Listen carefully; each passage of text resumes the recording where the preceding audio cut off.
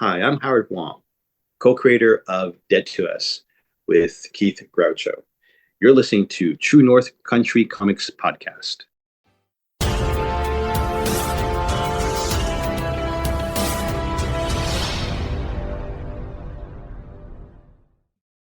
Welcome to the True North Country Comics Podcast, dedicated to promote Canadian comic book and graphic novel creators and supporters. I'm John Swinimer.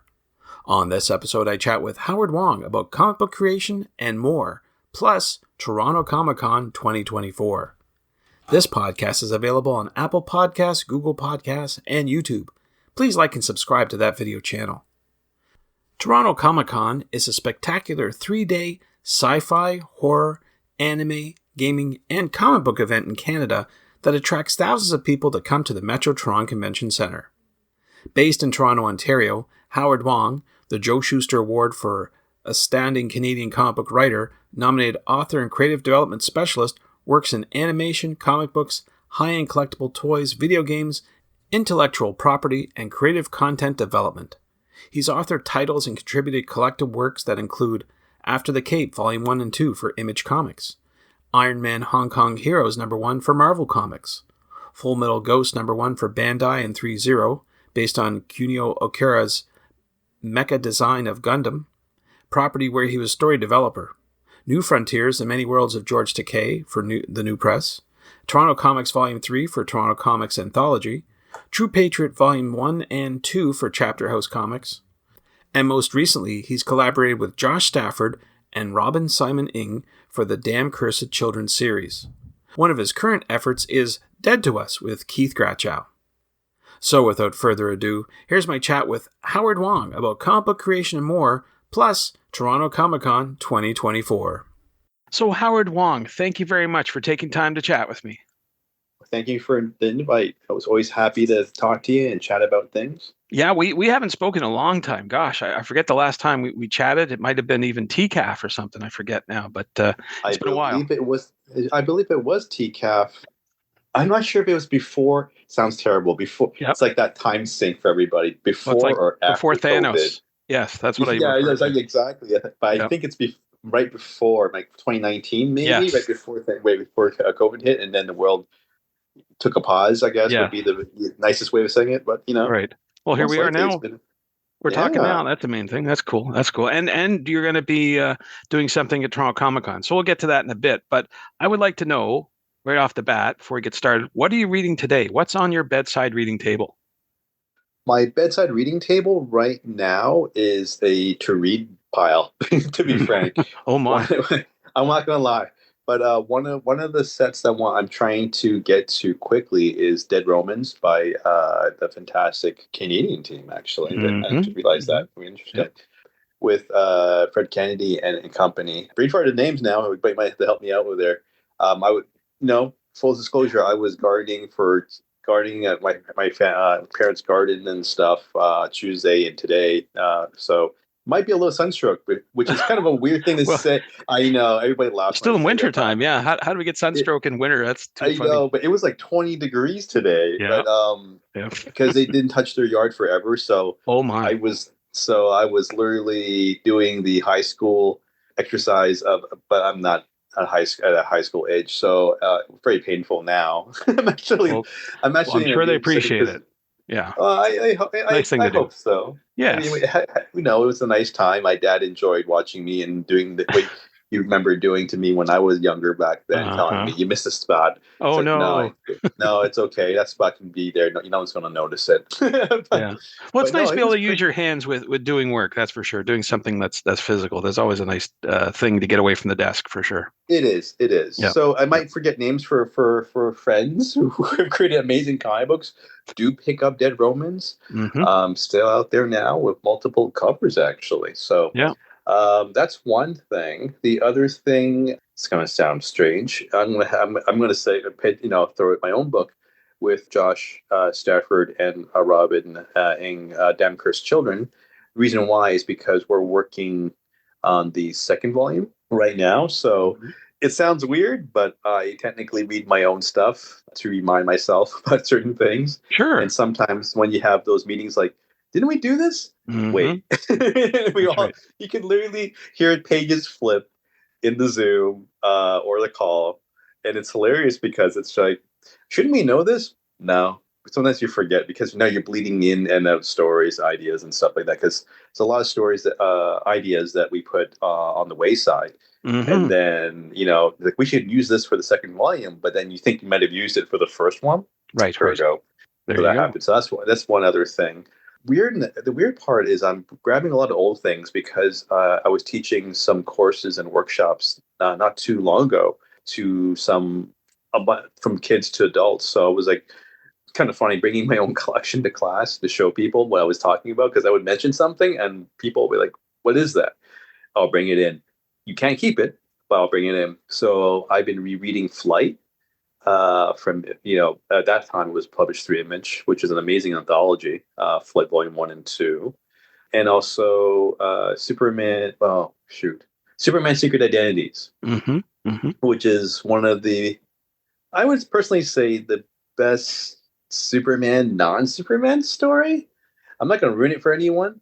Definitely go get it if you can. It is one of those you're not sure what you're going to get, but when you start reading and getting into it, it takes you on a tangent you didn't think you were going to go, and you're there all for it. Kurt Busiek does an amazing job writing it. Yeah, it's a classic for sure. For sure. Yeah. So I've been reading a lot of old stuff, which is weird, right? Well, I'm glad you find time for it because I don't have any.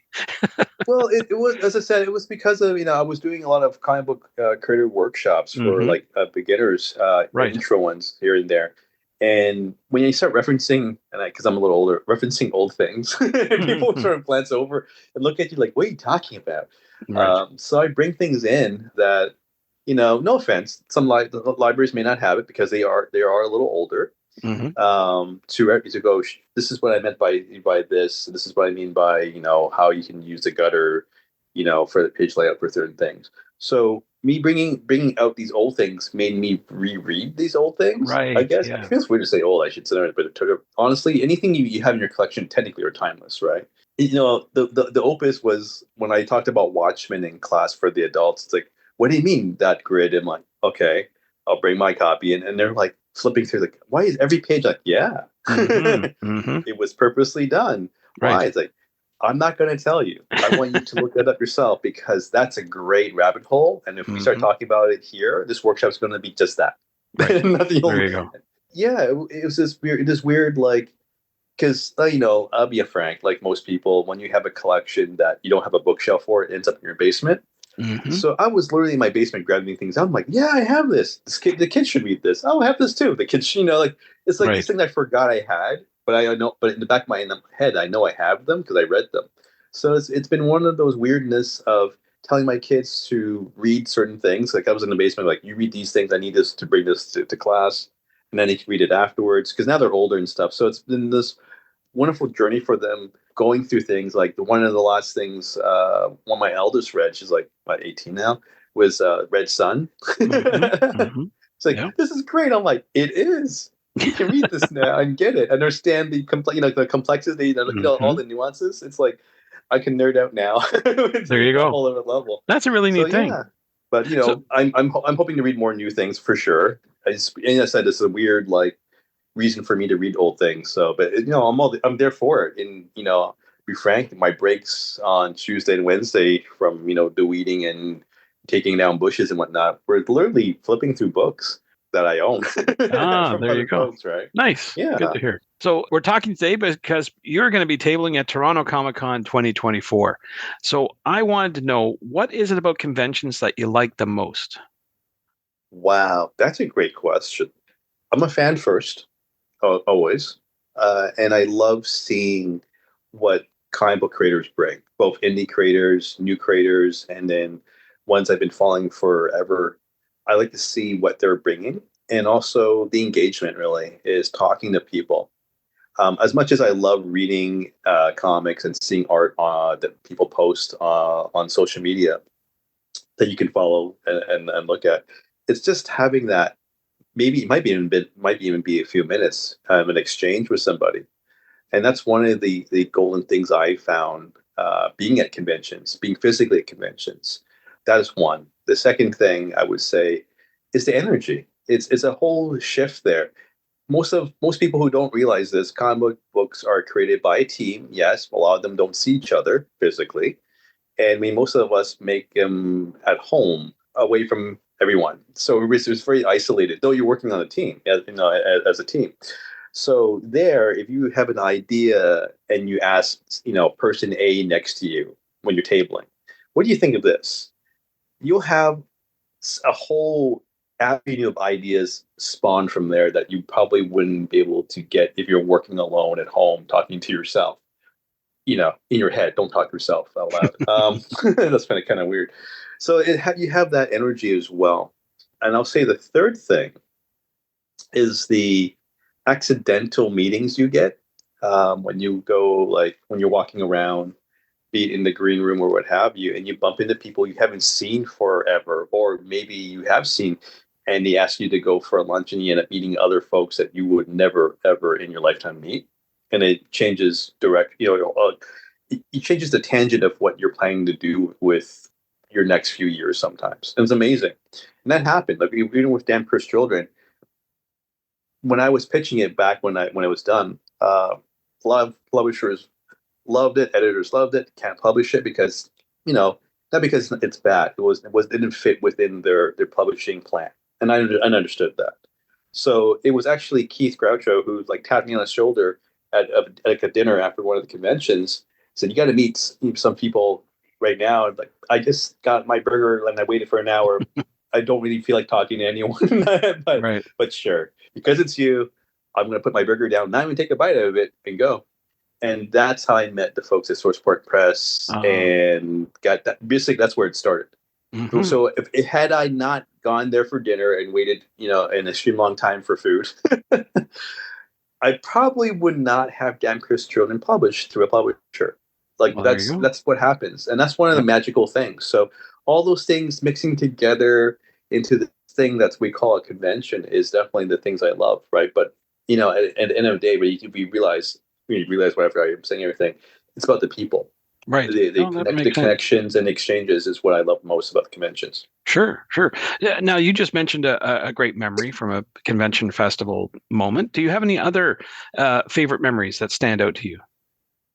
Oh boy, so many. So I talked about Keith. Let's talk about Josh Stafford. So the way I met him was, let's just say, a very long time ago when I had, what was that? That was after the Cape. My God, I had After the Cape at Image Comics under Showline. I was San Diego Comicon. So I was staying, for the first time with Attila Ardojani, Tom Fowler, and he said they had a friend flying in, so the couch wasn't mine, and I ended up sleeping in a walk-in closet. Oh no! Not even a joke. I'm being very honest. It was a walk-in closet I was sleeping in. Yeah. And I was like, okay, this guy might hopefully will be the nicest person on the planet, because this kind of sucks, because they didn't know when he was flying in. So I'm like literally staring at the couch. I could sleep there until he comes in and he can, tap me on the shoulder, and I'd be more than happy to leave. Until then, no? Okay, into the closet I go.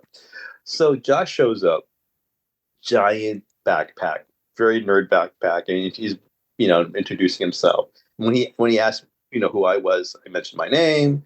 And he's like, "You the guy who wrote After the Cape?" I'm like, "Yeah." He dropped his bag and he whipped out the first issue. Oh, get out! Oh my! He grabbed it out, and I felt like, damn it, take the couch. I hate you so much.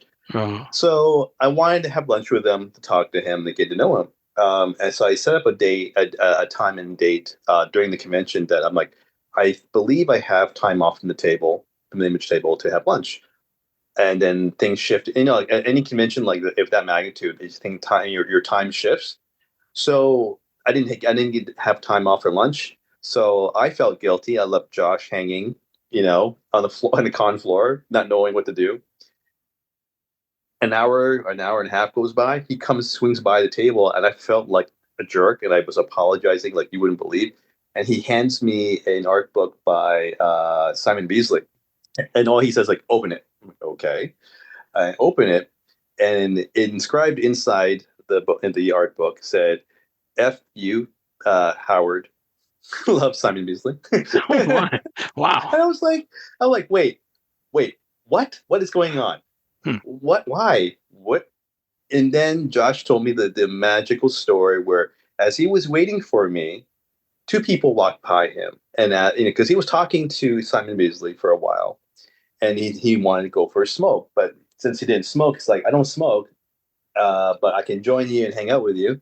And then they did, and he went drinking.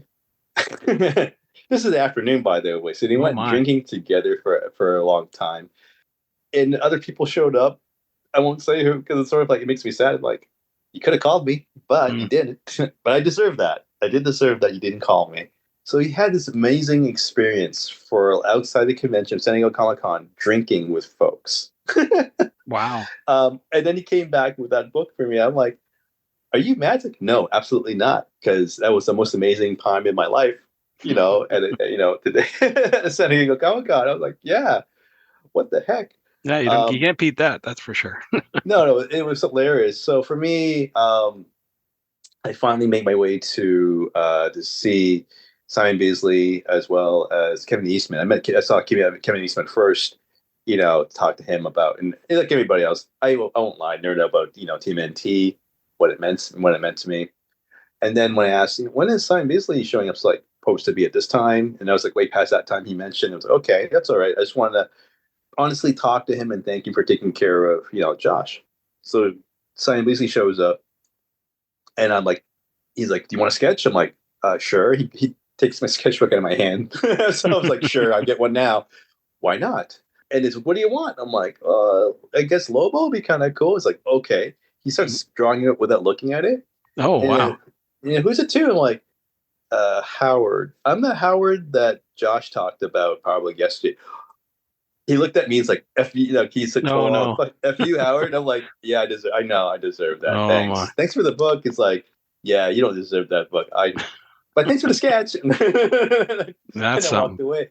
So Yeah, this all happened in one convention. All that, that's amazing. um, Yeah, yeah, which yeah. is insane, right? For Sure. so I mean, I have for that year for some reason there's so many different things happen at that one convention that one year that I have so many stories that people think it's like for like over the span of like years. I'm like, no, this happened within those like 4 or 5 days when I was there. That's a great it, show. Absolutely. it's insane, and Yeah. I know it's grown bigger, like, way bigger than since since that time. But it was just when you leave, it's sort of like you realize how many amazing things happen when you come home and you sort of calm in the calmness of I was there. What did I see and do? Right. I met all these folks. I hung out with these folks. I got to see X, Y, whatever. Right. So let me think. I'm trying to think of other moments that outside of that convention. Fan Expo in Toronto. I can't remember what year it was. So I apologize for that. But I went early because I think my wife and kids had to do something, so they dropped me off, and I was like way too early. So I brought books to read because it doesn't take me forever to set up, to be honest. So I finished setting up, and I started reading one of the Parker novels that were published through IDW, if I'm right. Mm-hmm. Is it Yep. IDW? I think I was right. From Darwin Cook. So I'm like looking at reading it. I'm like, because I haven't read this one yet, so I'll read this and I'll enjoy my quiet time when everybody's setting up. Who walks by? Darwin walks right by. Wow. And I was like, wait, he's not on the ticket. What's going on? So I walked over to where he landed and asked him if he was like tabling because I so happened to have your book in my hand and I was reading it and you like walked by, which is like the most weird and amazing thing. And he's like, no, I'm just here to hang out and then enjoy the show. I'm not here for I'm not part of the show. And then I told him how because of his work with the park in that Parker series that I Mm-hmm. started looking and hunting for the novels, Uh-huh. Right. for the Richard Stark novels, Mm-hmm. and told them how hard it was to find them. I don't know why, but it was really hard for me at that time to find them, and thanked him for all that, and then sat down. You know, like I know his other work and stuff. But I was like, because he's not part of the show, he's there to hang out. I didn't want to eat up all his time Right. hanging out Yeah, with yeah. friends, Yeah. right? So I sat my butt down. Marco Rudy was tabling next to me, so we were just like hanging out, talking, catching up. And then Darwin rolls by and starts looking at our stuff. Oh my. And then he's like talking to me and talking and saying that, it's a great time to be in comic books. At your age, I started really late. Keep going, whatever happens, stay in it, etc., etc. Marco is sketching at this point. He doesn't look up. I'm Oh, here as nicely as possible, nudging him, though I know yeah. it's gonna. He was kind of miffed a bit for sure because he was drawing. I was like, Darwin Cook, looking at your art, you gotta look up, but he didn't look up. So the Oh, time that Marco looked up, Darwin started to walk away, yeah. and Marco turned to me, was that Darwin Cook? I'm like, yep, he was here for a while. What are you telling me? I was literally jabbing you in the ribs for the last 3 minutes, Oh my. and all you did was kept drawing. I Yeah. understand why you were drawing, but that was him. Yeah. So that was one of the most amazing, media, Yeah. because I bet. you get all these stories. I won't say them. You can look them online if you want about this man, Yeah. Yeah. and Yeah. from friends and those who are not friends, media, whatever. And I'm like, Sure. for me, I was like, I don't care. I love this stuff. Even though if he turns out to be whatever, whatever. If he turns out to be a nice guy, awesome.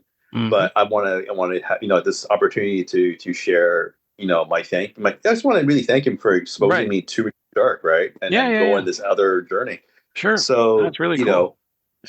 because of that, all that, I do have a Parker novel that's signed and with a little head sketch that will Nice. never ever leave my collection There you ever. go. That's But great. That's great. so that was one of my other favorite ones because Sure. that was totally not unplanned. You never know who's going to show up at conventions, That's and true. who rolls in and stuff like that. But like that's why you go to these Sure. amazing, I won't say events, but experiences, because it's really hard to call it an event because it's like everything. When everybody asks me to describe a convention who's never been to one, it's like when you start explaining what's in it and what you can do at it and what do you see and what kind of engagements you can have, people are like, "That's so much stuff," and you're still talking. Like, yeah, I know, and Yeah. I'm not done yet because this is just one of the buildings. There's the other building where Sure. there's other things. You're like, this That's is right. crazy, and you do Yeah. that for 4 days. I'm like, no, because I Mhm. table and all I see is what I can see from my table That's for right. 4 days generally. so That's it. so no, I can. I could do that, but then I wouldn't be tabling. But No. yeah, it's Yeah. it's it's uh it's one of those experiences where you can get all these different moments with people that you've watched, you've seen their art or read their amazing scripts, that you actually see them in the real, not just at a signing, but seeing them engaging with fellow creators and like Yeah. that, what I mentioned before, right? And it's weird because it's like unlike any other, really, it's unlike any other industry. You see them as a creator slash a human being Hmm. slash a friend or slash Sure. whatever, Yeah. all at the same time. Yeah. So it's amazing. It is a really interesting thing for sure. Sure. Now you mentioned tabling, so I've got to know, what will you be showcasing at your table during Toronto Comicon? Well, I have the amazing Keith Groucho to thank for this, because we did an anthology story for Toronto Comics Volume 3.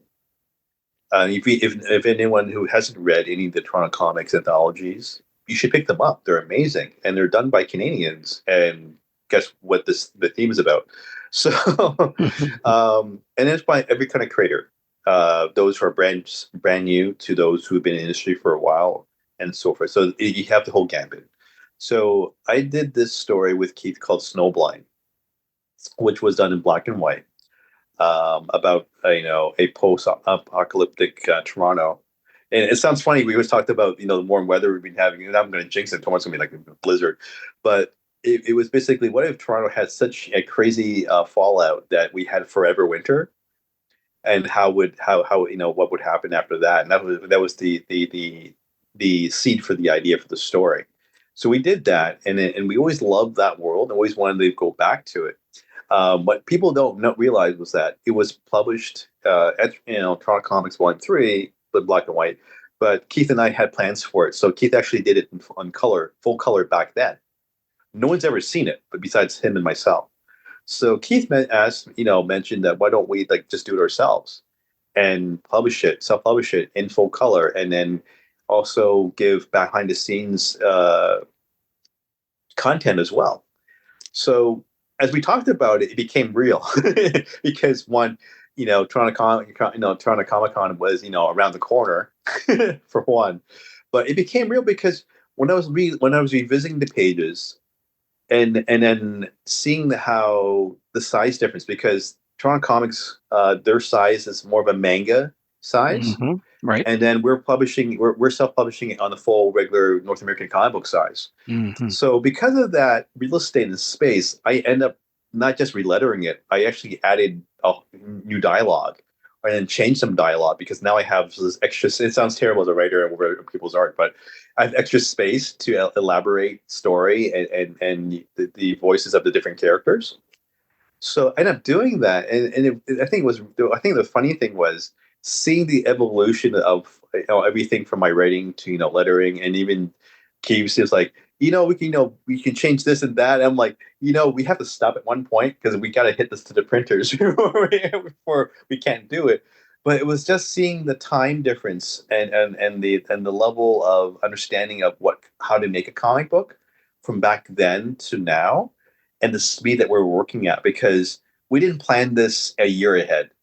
It was literally I think maybe less than a month Oh, wow. that we talked about it. And then we got it done because it wasn't like we were doing from scratch, but we were able to use all the knowledge, sure, call it wisdom, and skills that we've honed from that point to now, and applied them so quickly that it's only at that point when I started applying them and changing, like, oh, I lettered it this way. Why would I do that? I'm just gonna just kibosh it and then start out, and use the new system I'm using.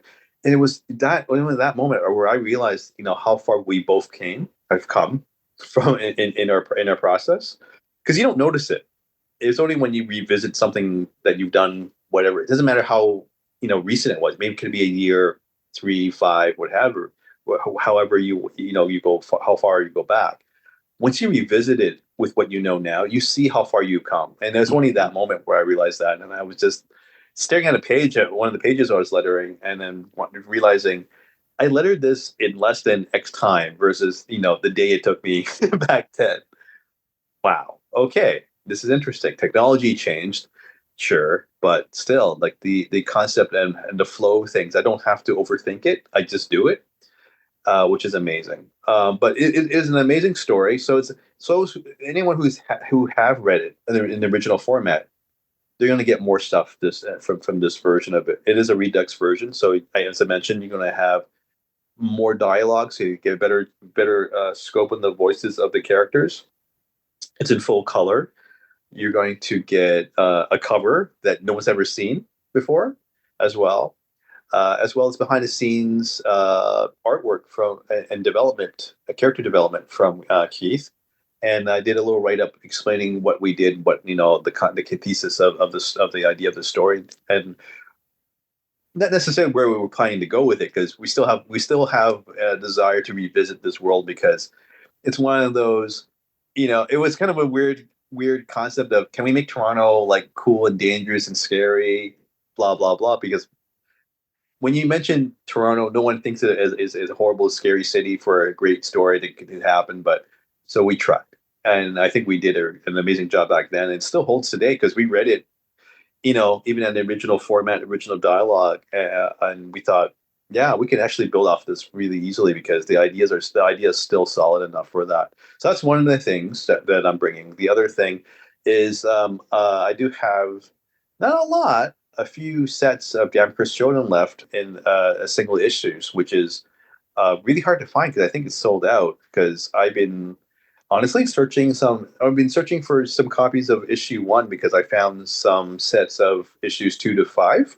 in my collection. So by asking everybody, a lot of shops and folks, I've come to realize that, yeah, they're not out there anymore. So anyone wants to grab a set of the singles, I have only a few. That will have with me as well. So that's a great way to grab those and get them in a format that even I can't get. Apparently. There you So, go. Yeah, that's but cool. Good stuff. yeah. There you go. So you've got a lot on the go, that's for sure. I'm wondering, where do you recommend people go online to find out about your current and your future projects? Great question. There's a couple of places, but I'm on all the social media places that you can usually find someone. But to make it easy, you can go to my Linktree account. So it's like, if I'm right, linktr.com/the real Howard Wong. So TheRealHowardWong. I have all my social media links on top, and usually have links to what I'm working on, or what I'm doing. Like, an example would be like the workshops I'm going to be running through Wayside Comics and Cocktails. See, I want to make sure I have the right month at least. Starting in April, so April, May, and June, we're doing. I'm doing it with Keith as well. Some workshops for in comic book creating there, because that space is. If you ever travel to Newmarket, I know it sounds weird for some people who've never been there. If you ever go to Newmarket, definitely check out, Wayside Comics and Cocktails, because it is a cocktail bar and a comic book shop. It's hard to explain in words. I thought he was joking. And when I went in for the first time to do a sign, like, oh, it is a cocktail bar in comics. This is weird and awesome. So the space is pretty amazing. So we decided to work with them to do this, because there was a lot of local folks, that were interested in exploring creating the very first comic book. So we set this up there to see what we can do to help out with the community over there. So that, for example, you'll have a link for that, as well as things like where will be like Toronto Comics, Toronto Comicon. I'll have links up there as well. So, that's one place. I'm trying to think of where else you could find. I have my blog. My blog's not great. I know I have been a little bit behind. I'm sorry. I apologize about that. Which is, I think, howard-wong.blogspot.com. That's another place you can find me.